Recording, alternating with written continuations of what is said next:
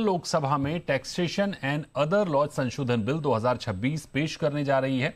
इस बिल के जरिए इनकम टैक्स संशोधन अध्यादेश 2026 की जगह अब कानून लाया जाएगा। बिल में payment and settlement system act 2007, income tax act 2025 और फाइनेंस एक्ट 2026 में संशोधन का प्रस्ताव रखा गया है।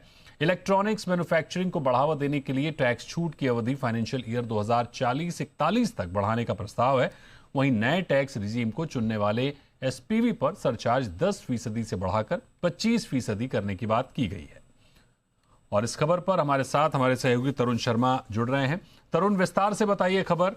हमारी खबर पर मुहर है, सुबह ही हमने खबर दिखाई थी।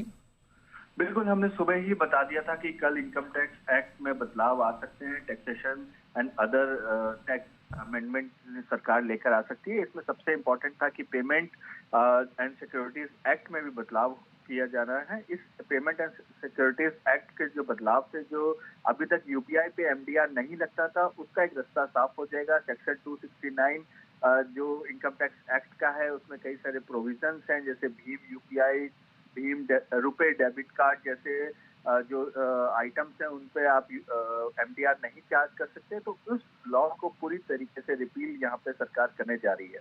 और दूसरा जो सबसे इम्पोर्टेंट बात है, इलेक्ट्रॉनिक कंपोनेंट मैन्युफैक्चरिंग के लिए है। जो टैक्स हॉलीडे है उसको 10 साल के लिए बढ़ा दिया है। अभी जो टैक्स हॉलीडे था वो 2030 से 31 तक था, उसको बढ़ाकर 2040-41 तक कर दिया। लेकिन मैं वापस एमडीआर पे आना चाहूंगा। काफी लंबे समय से इस पे डिस्कशन चल रहा था कि एमडीआर यूपीआई पे लगाया जा सकता है या नहीं लगाया जा सकता।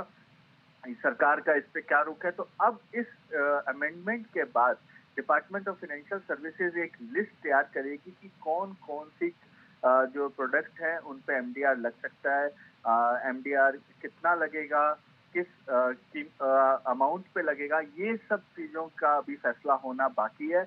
लेकिन एमडीआर लगाने से पहले का जो एक प्रोविजन था उसको सरकार अब बदलने जा रही है और कल वित्त मंत्री लोकसभा में इस बिल को पेश करेगी।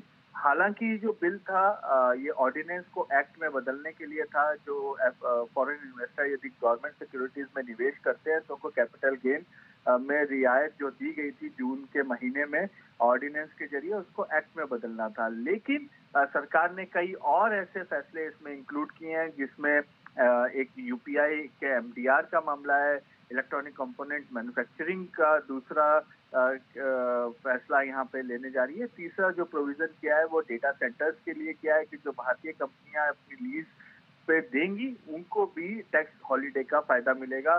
बजट के अंदर इसका प्रोविजन बाहर की कंपनियों के लिए किया गया था, अब भारत की कंपनियों को भी इसमें इंक्लूड किया गया है। चौथा जो बड़ा फैसला लिया है वो इलेक्ट्रॉनिक कंपोनेंट मैन्युफैक्चरिंग के लिए लिया है।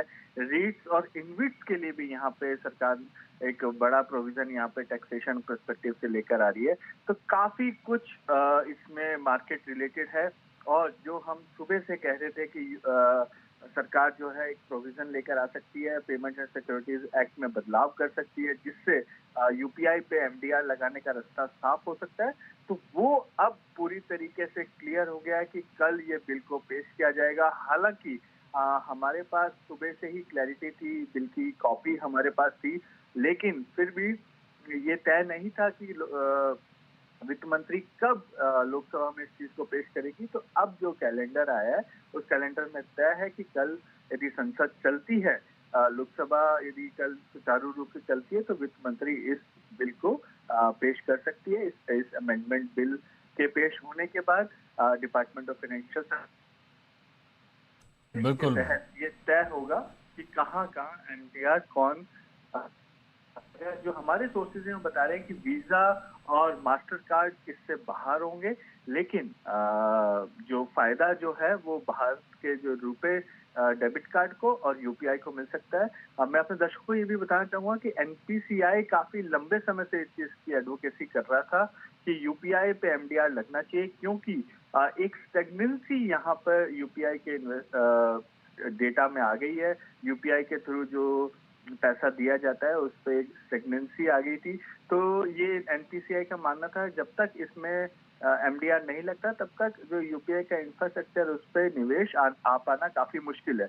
इसको देखते हुए सरकार अब इसने मन बनाया कि कुछ पैसा जो है वो हम एमडीआर जो मर्चेंट डिस्काउंट रेट है उसके जरिए ले सकते हैं, जिससे जो ठीक। यूपीआई जो डिजिटल फ्रेमवर्क है उसको बिल्कुल ठीक, बहुत शुक्रिया करेंगे तरुण आपका इस खबर पर हमारे साथ जुड़ने के लिए, विस्तार से बताने के लिए। जी बिजनेस की खबर पर मुहर है, सुबह ही हमने खबर दिखाई थी और शाम को आपने उसको एक तरह से तस्दीक कर दी है। बहुत बहुत शुक्रिया आपका जुड़ने के लिए।